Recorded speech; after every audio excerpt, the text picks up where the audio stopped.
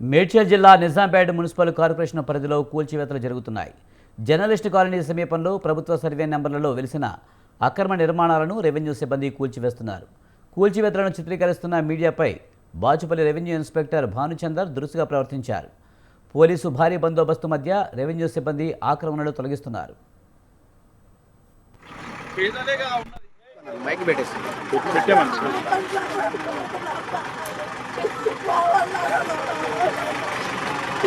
ఉండమ్మా ఏమనకూరి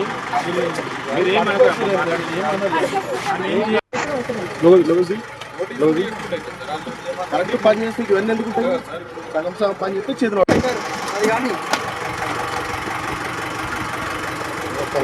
మీరు అప్సెట్ చేయడానికి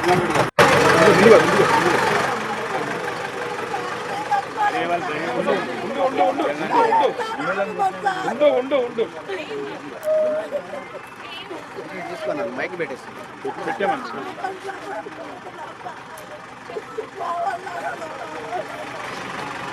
ఉండమ్మా ఏమనకూరి